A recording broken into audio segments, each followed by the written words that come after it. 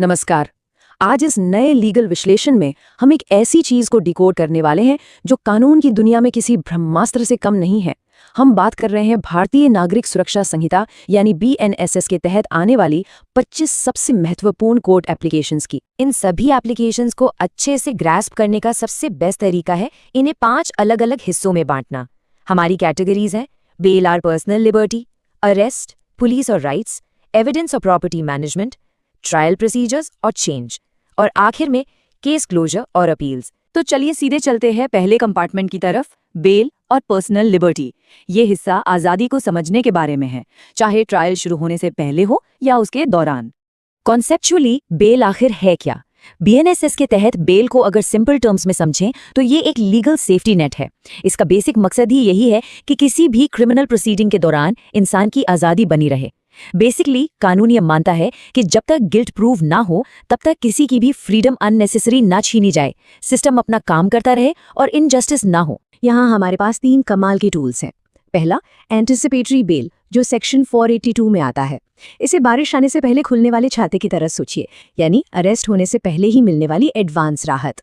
दूसरा है regular bell, section 480 या 483 में। ये तब काम आता है जब बारिश में भीग चुके हैं, यानी अरेस्ट हो चुका है। और तीसरा सबसे क्रूशियल पॉइंट, सेक्शन 480 सबसेक्शन 5 में कैंसिलेशन ऑफ बेल। अगर किसी ने बेल पर छूटने के बाद कानून के रूल्स तोड़े तो कोर्ट ये आज़ादी तुरंत वापस भी ले सकती है।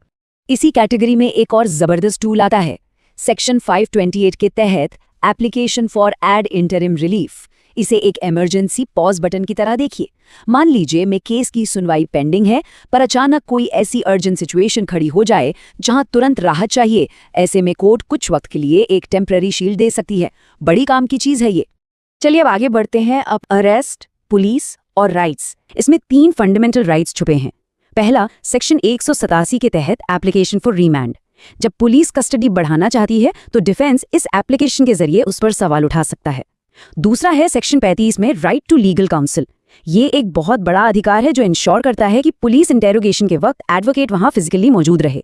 और तीसरा है medical examination under section 53 and 54। अगर कस्टडी के दौरान किसी को इंजरीज आती हैं तो ये हेल्थ चेकअप एप्लीकेशन राइट्स को प्रोटेक्ट करने का सबसे सॉलिड एविडेंस बन जाती है। तीसरा टूलकिट कंपार्टमेंट है एविडेंस और प्रॉपर्टी मैनेजमेंट। तो अदालत फिजिकल प्रॉपर्टी और डॉक्यूमेंट्स को मैनेज कैसे करती है? ध्यान दीजिएगा, सेक्शन 497 के तहत application for custody of property तय करती है कि केस चलने तक जब्त किए गए आइटम्स, जैसे मान लीजिए कोई गाड़ी या लैपटॉप, वो किसके पास रहेंगे। उसके बाद आता है सेक्शन 86 जो क्लेम्स ऑन अटैच प्रॉपर्टी के लिए है। यानी कोर्ट ने प्रॉपर्टी जब्त कर ली है पर उस पर किसी और ने अपना दावा ठोक दिया है, और अगर इन्वेस्टिगेशन में अचानक किसी नई डॉक्यूमेंट या चीज की सख्त जरूरत पड़ जाए तो सेक्शन 94 में प्रोडक्शन ऑफ डॉक्यूमेंट्स का इस्तेमाल करके उसे फॉर्मली कोर्ट में मंगवाया जा सकता है। अब आते हैं अपने चौथे और सबसे बड़े टूलकिट सेक्शन पर, ट्रायल प्रोसीजर्स और चेंजेस। अगर कोई वैलिड रीजन है और सुनवाई आगे बढ़ानी है तो सेक्शन 346 में एडजॉर्नमेंट एप्लीकेशन लगती है। केस को किसी और कोर्ट में शिफ्ट करना है तो ट्रांसफर ऑफ केस फाइल होगा। अगर पेपर वर्क में कोई छोटी मोटी क्लरिकल या टाइपिंग मिस्टेक हो गई है तो उसे सुधारने के लिए सेक्शन 403 का correction of clerical error use होता है। और सबसे इंपॉर्टेंट, अगर किसी कानूनी डेडलाइन को क्रॉस कर दिया गया है तो लिमिटेशन एक्ट के सेक्शन 5 के तहत कॉन्डिनेशन ऑफ डिले लगाकर उस देरी के लिए फॉर्मल माफी मांगी जा सकती है। अगर चलते ट्रायल के बीच कोई नया चार्ज जोड़ना हो या पुराना बदलना हो तो सेक्शन 239 में एडिशन या ऑल्टरेशन ऑफ चार्ज काम आता है। अगर अचानक पता चले कि कोई नया सस्पेक्ट भी शामिल है तो सेक्शन 358 के तहत summoning of additional accused file होती है। और मान लीजिए कोई बहुत जरूरी गवाह फिजिकली कोर्ट आने में असमर्थ है तो सेक्शन 319 में commission for examination of witness issue होता है, जिससे उनकी गवाही सीधा उनके घर या हॉस्पिटल से ही रिकॉर्ड हो जाती है। इसी कोर्टरूम मैनेजमेंट में 2 और बेहतरीन और शक्तिशाली टूल्स मिलते हैं। पहला है सेक्शन 279 जो रेस्टोरेशन ऑफ डिसमिस्ड कंप्लेंट की ताकत देता है। मतलब अगर कोई केस किसी टेक्निकल मिस्टेक की वजह से खारिज हो गया था तो उसे कानूनी तौर पर वापस जिंदा किया जा सकता है।